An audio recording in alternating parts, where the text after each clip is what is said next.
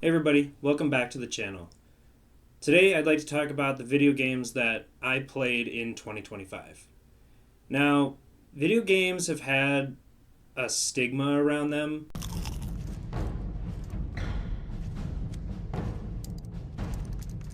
Alright, major stone shield potions should be... Oh god, I'm gonna have diarrhea again. They're essentially seen as children that haven't grown up, and while yes, there are a lot of them out there, I don't think that's the case for most people that play games. Or at least for me.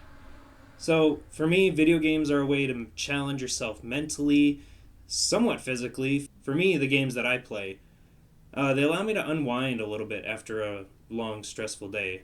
Now, before I get into the list, it's going to be mostly retro games because I recently got a new computer, I think at the end of the year last year, and I figured out how to use emulation. So, this gave me access to hundreds of games from different consoles that I have never played before. And it really saved me a lot of money because otherwise I'd have to go to all these different stores and, buy the console for however many hundreds of dollars and then buy each game, which depending on the game you want could be hundreds as well. So instead of doing that, I can do this all from the comfort of my own home and just download them from the internet. So the ones I focused on mainly this year were ones that I didn't have when I was growing up. So my first console was the PS2 that came out in 2000. And I love that console. I'm going to start playing those eventually. But I focused mainly on the original PlayStation and the Nintendo 64, both of which came out a little bit before I was born. So let's start with the system that I never got when I was younger, and that's the Nintendo 64, originally released in 1996. Change the system. Alright, first up is Banjo-Kazooie. Now, this game was released in 1998 on the Nintendo 64, and this platformer was one of my favorites of the year and probably going to be one of my favorites of all time now. And, hearing that name, that sounds pretty odd. And if you know the premise of the game, it's even odder. So you are a bear named Banjo, and you team up with a bird named Kazooie, and you have to save Banjo's sister that was stolen by an evil witch named Grenhilda. You have to follow her through her lair, and you have to beat all of these different worlds and collect these notes and help these other characters, and you have to, figure out these puzzles, and it's pretty much just a collectathon. It's similar to Mario, where you have to collect all these stars, but it's just a little bit different. And it got a little bit tedious to collect everything, but it wasn't enough to derail the game. And the music of this game is absolutely golden. Nearly every level has a catchy tune that'll get stuck in your head for days. Like, check out this one from Treasure Trove Cove. And my fiance will remember this because I remember when I first started playing it, I played this in the shower. I found a 10-hour loop one, and she absolutely hated it.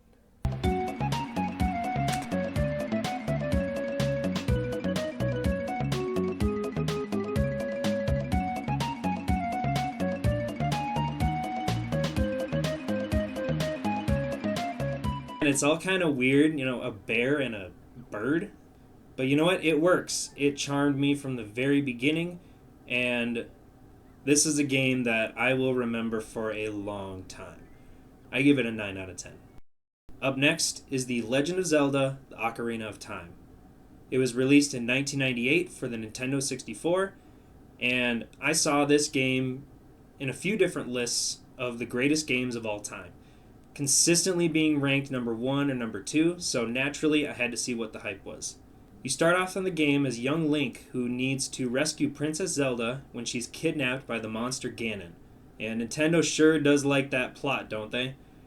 Now, as opposed to Mario, you don't get power-ups every level. Instead, you get a sword and shield, and you have to get upgrades only by either purchasing weapon upgrades or finishing dungeons. Now, you might ask, why is it called the Ocarina of Time? Well, this is where it gets kind of trippy. It's actually a little misleading calling it the Ocarina of Time. The Ocarina is mainly for moving forward in time one day. Meanwhile, the big jump in time is saved for the Temple of Time. And you pick up the Master Sword, allowing you to move 7 years into the future to become adult Link. And some puzzles and dungeons require you to be adult Link, and some require you to be child Link. So you go back and forth.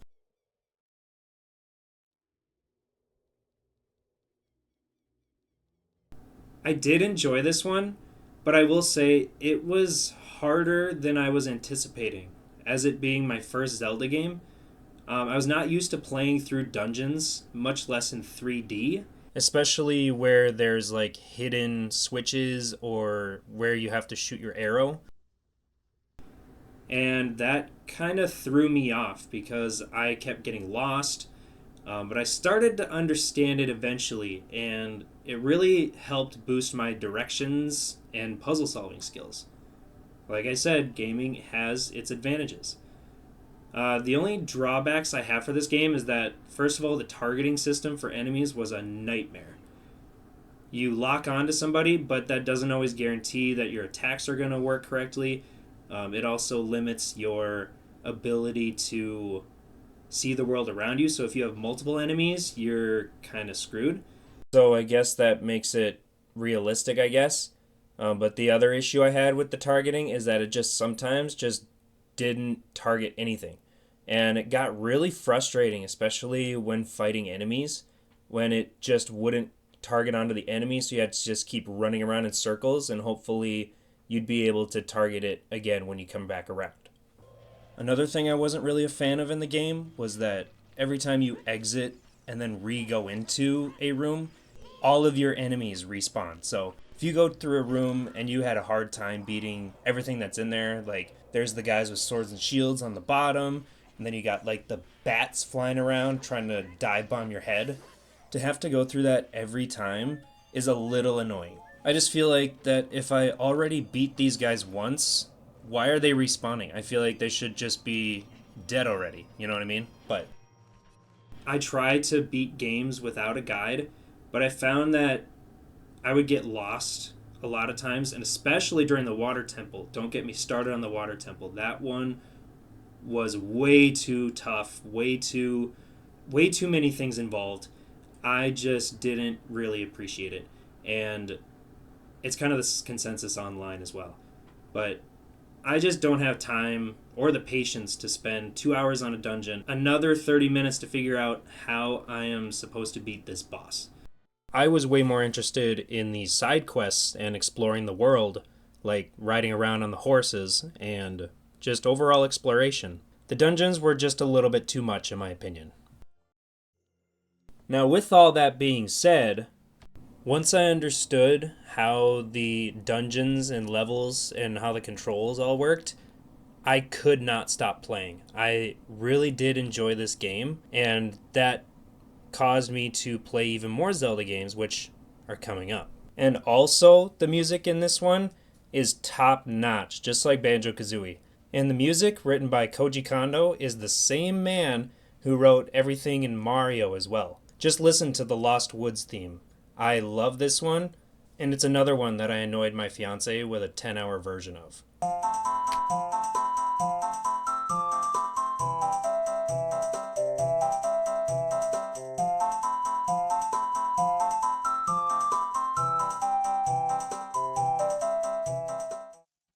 I really enjoyed the game. 8 out of 10. Alright, up next, the sequel to the Ocarina of Time, The Legend of Zelda: Majora's Mask. This was released in 2000 for the Nintendo 64. Now that I understood the controls and how to play a 3D Zelda game, especially one on the same console, you'd think this one would be a breeze. After playing this game, I take back everything I said about Ocarina being difficult. This takes the cake of the most anxiety-inducing video game that I've ever played. Now, weirdly enough, this game has nothing to do with Princess Zelda or the Kingdom of Hyrule. Instead, this takes place after Ocarina of Time, after you've defeated Ganon, and you are returned to a child, And for some reason, you travel for days and days until you get to this other town called Termina, which will be destroyed in 3 days' time by this creepy looking moon. Now, why is that? Because a person named Skull Kid tried on a cool looking mask from the mask salesman, and he ends up being turned evil and somehow gets the moon to strike this town. I'm not sure of the whole storyline. So imagine Ocarina of Time, but now you have a ticking clock. In Ocarina of Time, I could largely take my time through the dungeons and only look at a guide when I got stuck. But this one, I couldn't really do that because you have 3 days and it's down at the bottom of the screen, constantly reminding you how much time you have left. Now, in this game, you can actually use the Ocarina of Time as it was intended to be used as a time travel device. However, every time you use it, it resets not only the day to the first day, but it also resets all of your weapons and ammo to 0, and also resets any progress you've made thus far. So largely anything that's not like tied to your person is gone. I have mixed feelings about this game. I love exploring a world in a game. Like Ocarina of Time, I loved walking through, riding the horses, talking to different people. And this world was really no exception, especially because of the ticking clock. Everyone has jobs and a schedule to keep. So you can actually watch these people. You can watch the postman deliver letters to different people throughout the village.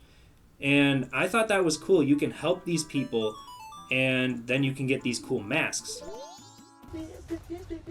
Don't be suspicious. Don't be suspicious. Don't be suspicious. Don't be suspicious.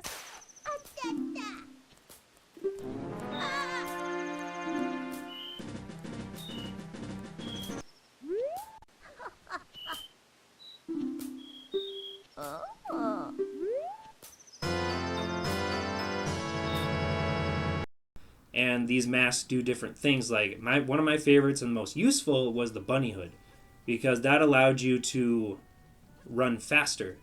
So that really helped save a lot of time. But that's kind of where it ends for this one, because I had to use a guide to get through a lot of the game, because I'm used to taking my time. So eventually I would take too long, and then the moon would start crashing, and so you'd have to play the ocarina to start all over, and all your progress would be lost.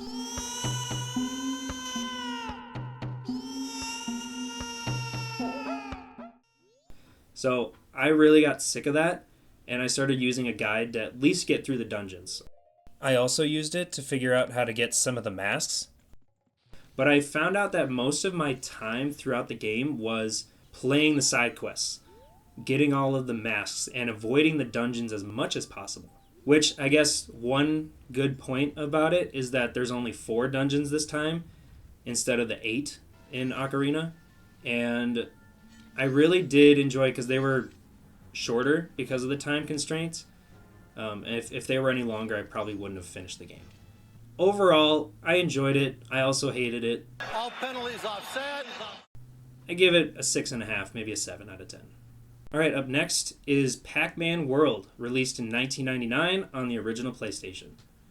And it's really a comfort game for me because I started playing this ever since I could hold a controller.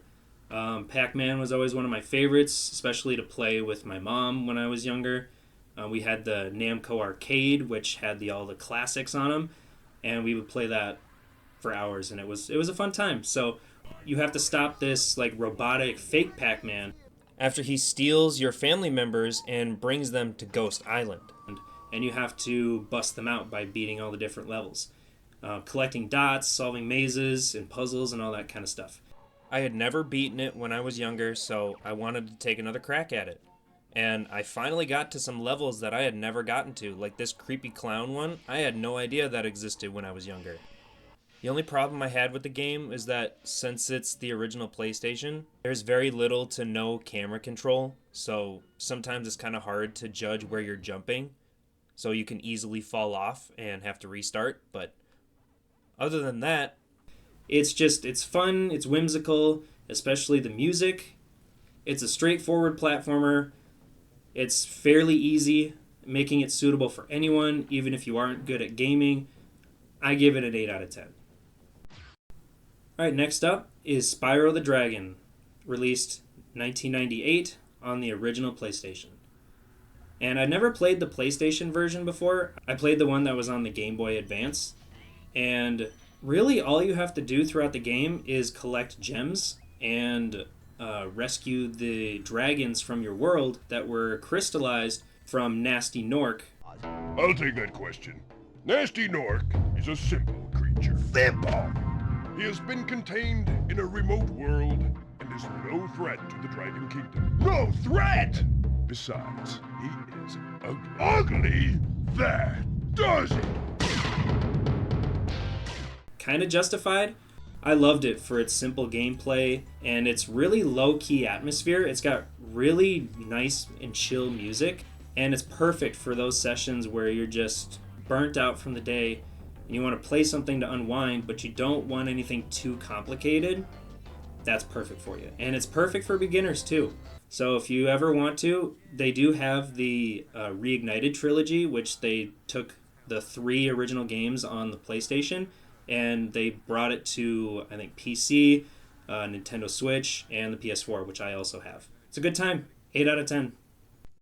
Up next is Pokemon Yellow, released in 1999 on the Game Boy and Game Boy Color. So I also figured out how to emulate games on my phone, but it's kind of limited to what you can really do on it because it's just a touchscreen, it's not physical buttons.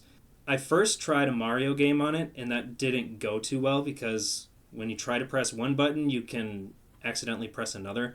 So I looked for games that were not too in-depth about where and when you press buttons. So what's the first one I thought of? A Pokemon game. And I came back to Yellow because I played it years ago because it has Pikachu on the cover.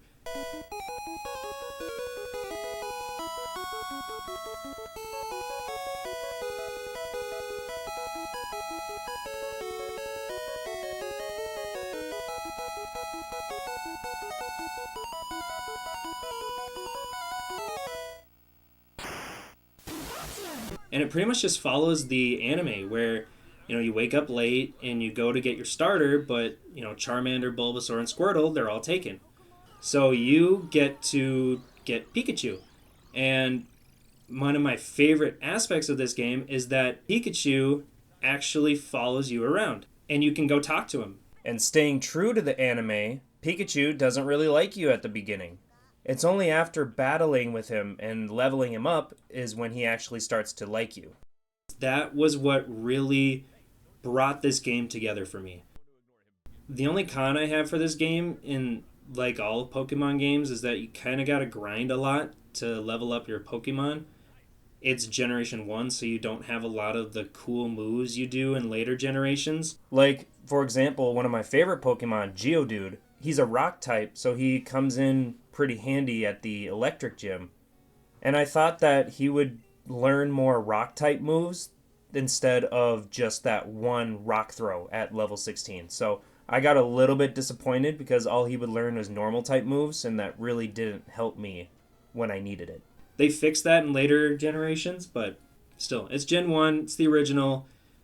You have Pikachu following you around. What's not to love? I give it 6.5 or 7. Up next is Survival Kids, that was released on the Game Boy Color in 1999. It's a nice and low-key kind of game. You're stranded on this island, and you're trying to get back to civilization. So you're trying to construct a raft, you're trying to, live off the land, collect resources, get a bow and arrow, all that kind of stuff. So it's kind of like if Pokemon and Minecraft were mixed together, so I enjoyed that aspect of it. Also, the part I really enjoyed about it was the multiple endings that you can get. Even though I only got 3 out of 8 of the endings, I still enjoyed myself throughout the game. I give it an 8 out of 10. Alright, last one on the Game Boy Color list is The Legend of Zelda Link's Awakening DX. And this was released in 1998 on the Game Boy Color. And this one was actually a remake of the 1993 original version on the Game Boy that was only in black and white. And this game colorized it and added a new dungeon, the Color Dungeon. which didn't actually do anything for you in the game because the game was already kind of finalized at that point. So it was just kind of a cool upgrade you could do. In this adventure, Link is shipwrecked onto an island. And the only way that you can actually leave the island is if you collect all of these different instruments and you play them for a giant whale, and then you can get off the island magically. I don't really know because I haven't completed it yet. But again, another kind of side story from the main Zelda series. There's no Princess Zelda and there's no quest to save her. I enjoyed the top-down experience of this game. It's easier for me to navigate around, and one of my favorite aspects of this game is that the dungeons are a lot shorter, making it perfect for toilet time. And my overall sanity. I haven't finished it. I'm about halfway through it, but I'm enjoying it so far. I'm liking it as a top-down experience. That's kind of the classic Zelda I like. I'm going to give it a 7. Alright, up next is Ratchet & Clank, the classic from 2002 on the PlayStation 2. This is a huge comfort game for me. This was another one that I started playing when I could first understand controllers. Not really kid-friendly, so to say. Not that it's, anything bad or explicit in it, but it's more of a teen kind of game. But still, that didn't stop me from walking around and shooting everything. And it's really not that hard of a game. The track really doesn't allow you to deviate, so you really don't need to understand what you're doing a whole lot to complete it, besides just running around and shooting things. And I'm not really a shooter kind of person, but this one is an exception. The best part about this game is actually the story. In this game, you have to stop a giant megacorporation from destroying planets. Hello, citizens of... My race, the Blog, have a small problem. Our planet has become so polluted, overpopulated, and poisonous that we are no longer able to dwell here. But I, Chairman Drek, have a solution. They have this giant crane, and it takes different parts of different planets and is trying to bring them into its own planet because it destroyed the previous planet. And so Ratchet is a mechanic. Clank crash lands on his planet near his shop, and so he goes to figure out what that was, and Clank asks for his help. So Clank tells him the plot of what's going on, and at first Ratchet isn't interested. And he only agrees to go with Clank when, first of all, Clank doesn't leave him alone. He's persistent. And secondly, he sees that he can get all this cool gadgets and weaponry along the way if he goes with.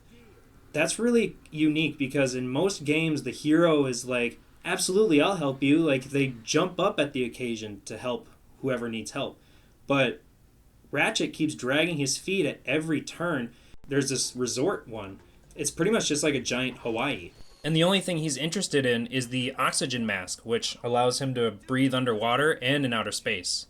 Though I can't really blame him, because that does sound pretty cool. Oh, come on. Switch off your nerd circuits and have some fun. Look, we'll go just long enough to pick up the O2 mask. Perhaps the extra oxygen will help your brain to function properly. Yeah, and maybe the salt water will rust your mouth shut. I love everything about this game. The story, the controls, the weaponry. It's all perfect. I gotta tell you, it was perfect. Perfect. Everything, down to the last minute details. Not all heroes wear capes, and not all heroes even want to be there. 9.5. Alright, up next is Bramble, the Mountain King. First of all, it was released on 2023 on multiple different platforms. So my mom gifted me and my fiance a Switch 2 for my birthday and Christmas because they're close together. And it was a little bit awkward because I think the way that the Switch 2 is kind of built, it's kind of clunky to hold them like this. So I'm going to get a Pro controller and see if that works for me. But the controls were just a little clunky just in and of themselves. The hitbox is not always working. The animations being a little off. But I still absolutely loved this game. You are a little Scandinavian boy who looks exactly like me when I was about 8 or 9, who has to go and rescue his sister after she's kidnapped from the Forbidden Woods or whatever near the house by a troll. And this troll is the Mountain King's little henchman who brings him children to eat. And the reason he does this is because he has been corrupted by this purple evil bramble that's been growing around the kingdom. This game was absolutely gorgeous. The graphics were incredible. It really made you feel like you were there in the world, whether that's with rolling hills with beautiful scenery, or whether that's being chased by a giant monster. It's kind of similar to Ratchet and Clank in that it's a very simple platformer where there's really nowhere to go but the way the game wants you to go. So it's very beginner friendly. You just might have to get over a few jump scares. This game was full of Scandinavian folklore about monsters and then having to fight those monsters. As someone with Scandinavian ancestry, I loved it. I loved every second of it. One of my favorites of the year, 9 out of 10. Next up, and the most recent game I'm playing, is Assassin's Creed Valhalla, released in 2020 on the PS4. This game is a great atmosphere. I loved it. Again, with the Scandinavian aspect of it, the Nordic Vikings storyline, I loved it. I mean, first of all, I had this for years, I just never played it. And it was only after completing Bramble that I was like, wait a second, don't I have a Viking game? So I brought it out from the shelf, and it's been a ride. I love this game. I'm only about a third of the way through. It's kind of a longer game, but I'm really enjoying myself. It's a little glitchy, though. Sometimes the hitboxes and the animations just kind of overtake everything, because sometimes the character dialogue just gets interrupted by someone else in the dialogue, or just doesn't say anything at all. And just some things in the story don't really make sense. Like, there's this one side quest where you need to help a neighboring town, and the leader was overthrown by, she believes it was an inside job. Her reasoning, there's a tunnel that leads right from outside of the village right into underneath the longhouse, where she and her closest advisors kind of do their things. And she claims that only they know about it. But once you start to look for clues, it made me kind of wonder why she's so sure. I mean, granted, it was one of her closest advisors, but look here, in the longhouse where she claims the tunnel is so secretive, it's literally in the next room from the entry with no attempt to hide it whatsoever. So anybody could have seen it and divulged information, but it's fine. It's a game. I really enjoy navigating the waters on the longships and discovering new towns in the mountains of Norway and Sweden and carrying out the occasional raid. It's gonna sound lame, but I don't care. I almost feel like a connection to my Scandinavian ancestors in this way. Now, I don't know exactly what they were doing back in those days. I like to think that they'd be doing some badass stuff like this. Now, this is my first Assassin's Creed game, and I've really enjoyed myself. A lot of people in the community consider this one to be kind of mid in the series, but I can't really relate that to anything. But I definitely want to play some more in the series. So far, 8 out of 10. I find it hard to put it down. Alright, let's wrap it up with another one of my favorites of the year, It Takes Two. Released in 2021 on the PS4 and Switch and Steam, all over the place. It's a wonderful co-op game. You play with another person, either couch co-op or online, and I played it with my fiance, and we both loved it. In the game, you play as a couple that wants a divorce, and I don't remember exactly the start, but a magical book comes along and turns the couple into dolls, telling them the only way to return to normal is to work it out. Cody, May, you're here to fix your relationship. We just fixed it. Yeah. We're divorcing. It's all good. No! I will help you fix your relationship. Now, my favorite part about this game, besides her finally agreeing to play a game with me, it brings in a lot of elements from different games, like dungeon crawlers, shoot 'em up games, and it really still maintains its platforming core, and just the vibe of it is just a lot of fun. The only con about this game is that the levels are a little bit long. Especially for someone who had trouble doing the basic tasks like jumping from one block to the next at the beginning. It did drag out a little bit for us. But we still enjoyed ourselves. She made a lot of progress. I'm really proud of her. And I think she's a certified gamer now. She is playing Hogwarts Legacy right now. and I saw her use her newfound skills to defeat a boss, and I couldn't have been more proud. She's doing great. I'm really proud of her, and I can't wait to play more games with her. She at least said she'd play more with me, so a man can dream, can he? 9 out of 10. Thanks everyone for watching. I hope you come away from the video with something. Thanks for watching, and I'll see you next time.